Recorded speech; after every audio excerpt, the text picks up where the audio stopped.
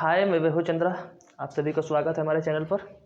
तो कल जो स्पोर्ट्स बॉय का कहना था कि सर उसका कमेंट था कि सर फोर्स और प्रेशर में डिफाइन कर दीजिए। तो फोर्स और प्रेशर में डिफरेंस को हम डिफाइन कर रहे हैं। फोर्स इंग्लिश में इसे हिंदी में कहते हैं बल। फोर्स को हिंदी में क्या कहते हैं?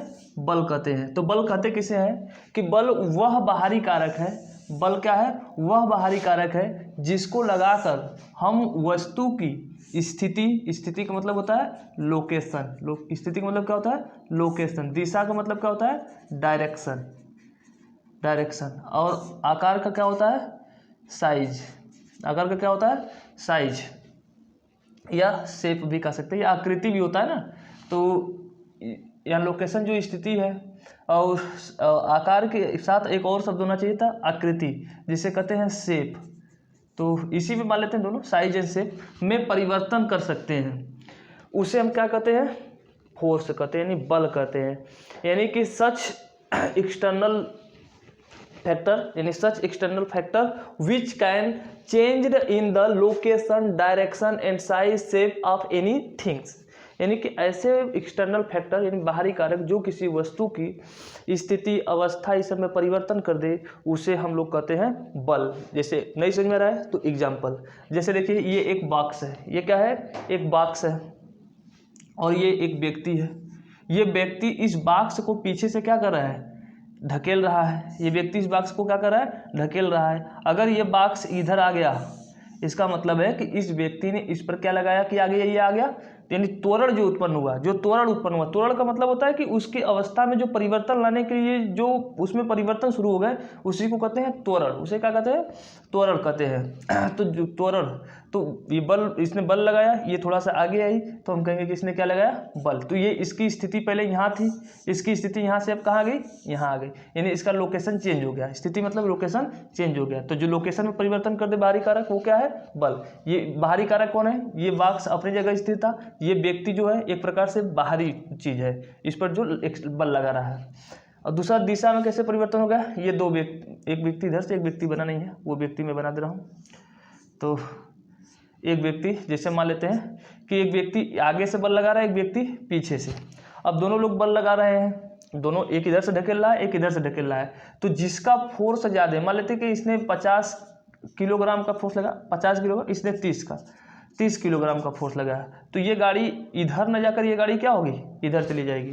तो इसका मतलब उसकी दिशा किधर चली गई? ये दिशा इसकी इधर हो गई। जाना तो चाहिए था इधर, जब ये अकेले ढकेल रहा था तो गाड़ी जा रही थी इधर, लेकिन जब ये आगे से आकर इधर ढकेल दिया तो गाड़ी जाने लगी इधर। यानी दिशा में भी जो परिवर्तन कर दे, वो भी क्या है? एक प्रकार का बल है। और जो आकार में भी क्या कर दे? परिवर्तन ला दे, वो भी क्या है? परिवर्तन बल है। जैसे ये स्प्रिंग है, स्प्रिंग पहले जो होती है वो कैसी होती है? ऐसी होती है। अब यहाँ पे दो व्यक्ति स्प्रिंग पकड़ के एक दूसरे को क्या कर रहे हैं? खींच रहे हैं। इससे हम कहेंगे कि उसने क्या किया? उसके आकार में परिवर्तन ला दिया। और आकृति भी परिवर्तन। अगर ना एहसास हो तो मैं आपको एहसास कराता हूँ। आप घर पर हैं, या स्कूल में, कहीं पर भी है, या मार्केट में, जैसे मान लीजिए कि आप स्कूल ही जा रहे हैं या मार्केट में जा रहे हैं, कोई महिला देखिए आपको, आप महिला के पास मुस्कुराते हुए गए, उसके पास देखकर थोड़ा सा मुस्कुरा दिए या कुछ बोल दिए, और उस महिला ने आपको 2 झापड़ मारा। आपके जो भी हंसते हुए चेहरे थे, आपका चेहरे कैसे हो गए? उदास हो गए। मतलब जो आपकी चेहरे की आकृति थी, उस आकृति में क्या आ गया? परिवर्तन। क्यों आ गया? उस महिला ने आप पर क्या किया था? जो एक्टिविटी की थी, जो बाहरी कारक लगाया था, वो था बल। ठीक है, वही क्या है? बल। तो यानी जो अवस्था में, आपकी जो अवस्था भी हंसने खेलने वाली थी, उसमें परिवर्तन आ गया अचानक से। यही परिवर्तन है बल। तो आपका जो आकार है, जो स्थिति है, और स्थिति हो सकता है कि 2 झापड़ लेने के बाद अपने उस स्थान को छोड़कर, मार्केट को छोड़कर क्या हो जाए? भाग जाए। तो आपकी स्थिति में भी परिवर्तन, और आपकी दिशा भी, जैसे मान लीजिए कि आप पूरब की दिशा में उसके ओर आगे बढ़ रहे थे, लेते ही 2 झापड़ आप दिशा भी क्या कर देंगे? बदल लेंगे। आप मार नहीं करेंगे वहाँ पर, क्योंकि मार्केट में आप किसी लड़की से मार नहीं कर सकते, क्योंकि आपको पता है कि मार्केट किसका सुनेगा। तो यही एक मैंने एग्जाम्पल से समझा दिया, इसमें तीनों आ जाएंगे ना। फिर अब इसका एक चीज़ याद रखना, सूत्र क्या होता है भाई? सूत्र मतलब अगर पूछा जाए कि फोर्स किसे कहते हैं इंग्लिश में, फोर्स, तो फोर्स का अगर मान लो परिभाषा नहीं भी लिखते हो तो लिख दोगे कि मास इंटू त्वरण को कहते हैं एक्सलेरेशन। क्या बोलते हैं? एक्सेलरेशन बोलते हैं। तो यानी कि द्रव्यमान में जो त्वरण उत्पन्न किया जाता है, द्रव्यमान का त्वरण से मल्टीप्लाई कर दिया जाएगा, तो उसी को हम लोग कहते हैं फोर्स या कहते हैं उसी को बल। इसका मात्रक क्या होता है? न्यूटन। न्यूटन साहब, भाई न्यूटन जो वैज्ञानिक थे यूरोप ब्रिटेन के, उन्होंने ही खोज किया था पहली बार गुरुत्वाकर्षण बल का, तो इसीलिए उनके नाम पर ही बल का परिभाषा क्या कर दिया गया? परिभाषा दे दिया गया।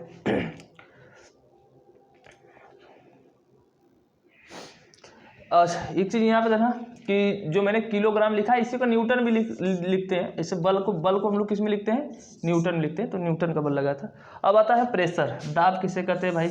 तो इसको अभी समझते हैं कि प्रति एकांक क्षेत्रफल पर लगने वाले बल को दाब कहते हैं। ये जैसे मान लेते हैं कि एक क्या है? क्षेत्रफल है। एकांक क्षेत्रफल, एकांक क्षेत्रफल इकाई क्षेत्रफल। एकांक का मतलब क्या होता है? इकाई।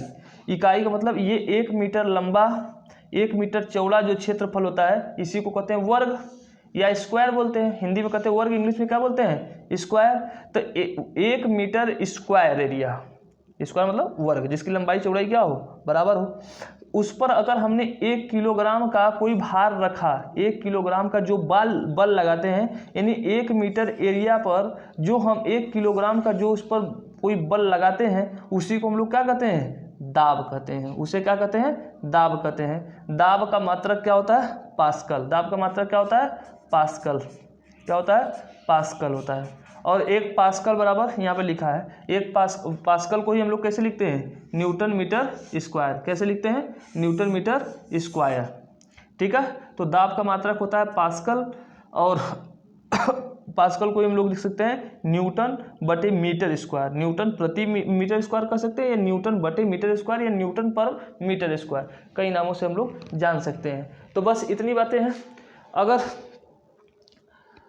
हाँ, यहाँ पर एक और था कि दाब बराबर क्या होता है? बल बटे क्षेत्रफल। दाब बराबर अगर सूत्र पूछ लिया जाए कि भाई प्रेशर का आप सूत्र बताइए, तो प्रेशर का इंग्लिश में हो जाएगा प्रेशर बराबर फोर्स बटे यहाँ पर बल बटे क्षेत्रफल है, इंग्लिश में इसी को कहते हैं फोर्स बटे एरिया। फोर्स बटे एरिया।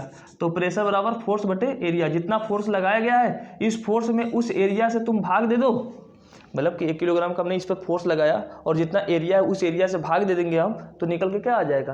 प्रेशर निकल के आ जाएगा। ठीक है। 1 किलोग्राम पे हमने इस एरिया से भाग दे दिया, जितना आएगा वो क्या कहलाएगा? प्रेशर कहलाएगा। ठीक है। तो बस इतना ही। तो न्यूटन साहब के 3 नियम है। हो सकता है कि कल या परसों जब भी मौका मिलेगा न्यूटन साहब के 3 नियम बता देंगे जो हैं तीनों। तब तक के लिए धन्यवाद। Good night.